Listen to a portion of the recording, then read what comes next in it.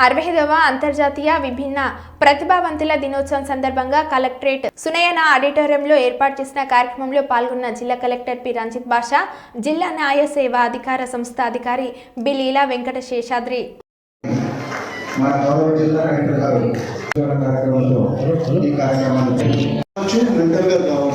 వీళ్ళందరినీ కూడా మనము డిజబిలిటీ అని అనుకుంటాం. అందరికీ తెలిసిన విషయమే కదా. సో ఈ డిజబిలిటీ డేని వాళ్ళ యొక్క ఎలా అంటే వాళ్ళు నేను డిజబిలిటీతో బాధపడుతున్నాను అనే విధంగా లేకుండా అందరితో పాటు వాళ్ళు కూడా సమానంగా ఎదగాలని అర్థం ఏంటంటే ఈ సంవత్సరం యాక్సెసిబిలిటీ టు లీడర్షిప్ నాయకత్వ లక్షణాలు ఉండాలి, అది కొనసాగించాలి. వికలాంగులకు, దివ్యాంగులకు, డిఫరెంట్లీ ఏబుల్డ్ పర్సన్స్ అంటే ప్రతి ఒక్కసారి, ఎందుకంటే దివ్యాంగులు వికలాంగులు అనే పదాలన్నింటినీ మార్చేసి ఇప్పుడు డిఫరెంట్లీ ఏబుల్డ్ పర్సన్స్ అంటే భిన్నమైన లక్షణాలు కలిగిన వ్యక్తిలాగా ఇలాగా ప్రతిసారి అంటే వాళ్ళకు డిగ్నిటీ ఆఫ్ లైఫ్ అనేది ఇవ్వాలనే ఉద్దేశంతోనే పదాలు కూడా మార్చడం జరుగుతుంది, టైం టు టైం మార్చడం జరుగుతుంది. డిజేబుల్ పర్సన్స్ అలా డిక్లేర్ చేశారు. డిఫరెంట్లీ ఏబుల్ పర్సన్స్ అంటున్నాం. సో ఆ సంవత్సరం నుంచి ఇప్పటిదాకా ప్రతి సంవత్సరం ఈ డేని మనం ఈరోజు ఇంటర్నేషనల్ డేగా మనం డిక్లేర్ చేసుకుని ఈరోజు మనం అందరం కూడా కలుస్తున్నాం. సో అందరూ కూడా ఈరోజు ఎందుకు ఈ సమావేశం ఏర్పాటు చేసుకున్నాము, ఎందుకు ఆనరబుల్ జడ్జి గారు అందరూ మిగతా ఆఫీసర్స్ మీరందరూ ఇక్కడ సమావేశం అయ్యారంటే, ఒకసారి మనకున్నటువంటి హక్కులు చట్టాల్లో మనం ఏం చెప్తున్నాయి, మనకున్నటువంటి ఫెసిలిటీస్ ఏమైనా ఇంకా ఫెసిలిటీస్లో ఇంకా కొన్ని లోటుపాట్లు ఉన్నాయి, ఇంకా కొన్ని రిక్వైర్మెంట్స్ ఉన్నాయి, అవన్నీ కూడా చెప్పడం జరిగింది అందరూ కూడా. సో ఒక అజెండాతో ఎవరి 5 years ఒకసారి ఒక అజెండాతో యూఎన్ఓలో ఈ ఇంటర్నేషనల్ డే జరిగినప్పుడు ఒక అజెండా, ఒక ఆబ్జెక్టివ్ తీసుకుంటారు. ఆ ఆబ్జెక్టివ్ ఏంటంటే, ఈసారి ఆబ్జెక్టివ్ ఏంటంటే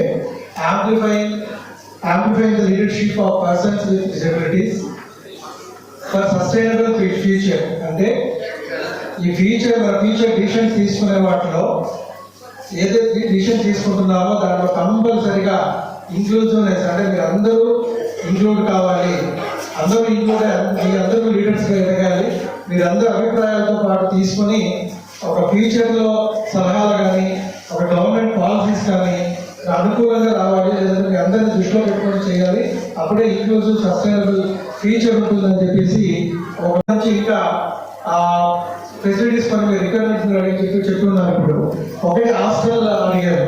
సో ఇప్పుడు ఆల్రెడీ 80% కంప్లీట్ అయింది. రిమైనింగ్ బడ్జెట్ కోసం ఆల్రెడీ ఒక లెటర్ కూడా పంపించడం జరిగింది. ఒక డివో లెటర్ కూడా ప్రిపేర్ చేస్తాం. ఖచ్చితంగా దీన్ని ఫాలో అప్ చేసి డెఫినెట్గా త్వరలోనే దీన్ని ఓపెనింగ్ చేయడానికి చర్యలు ఖచ్చితంగా తీసుకుంటామని చెప్పేసి మీరందరికీ సందర్భంగా తెలియజేస్తున్నాం. రెండవది బ్యాక్లాగ్ వేకెన్సీ మొన్నే డిస్కస్ చేయడం జరిగింది. ఒక 17-18 దాకా వేకెన్సీస్ ఉన్నాయని చెప్పారు. మనం వెరిఫై చేశాను, 65,000 ఉన్నారని మీ అసిస్టెంట్ చెప్పారు. డెఫినెట్గా బ్యాక్లాగ్ వేకెన్సీ సంబంధించి గవర్నమెంట్ నుంచి ఎక్స్టెన్షన్ జీవో రావాలి. అది రాగానే ఖచ్చితంగా అన్ని వేకెన్సీ ఫిల్అప్ చేయడానికి చర్యలు తీసుకుంటాం.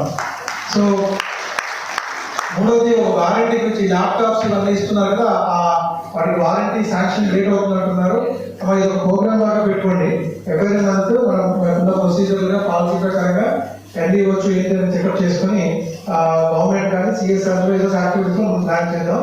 సో ఈ ల్యాప్టాప్స్ కానీ అదర్ మీకు స్టూడెంట్స్ ఎవరైతే ఉన్నారో వాళ్ళకి ఏదైతే రిక్వైర్మెంట్స్ ఉన్నారో అవన్నీ కూడా దీని ద్వారా చేస్తాం. అలాగే మ్యారేజ్ ఇన్సెంటివ్స్ ఇవన్నీ కూడా గవర్నమెంట్ పాలసీ ప్రకారంగా ఖచ్చితంగా ఇంప్లిమెంట్ చేయడానికి ఇబ్బందులు ఉంటే ఖచ్చితంగా వాటి మీద కూడా చర్యలు తీసుకుంటాం.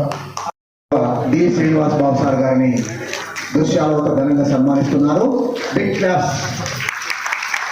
డి శ్రీనివాస్ సార్ గారు టీచర్, తన సర్వీస్ గుర్తింపుగా మన గౌరవ జిల్లా కలెక్టర్ గారు చేతుల మీదుగా మరియు గౌరవ district legal service authority sir గారి చేతుల మీద దృశ్యాలతో ఘనంగా సన్మానిస్తున్నారు.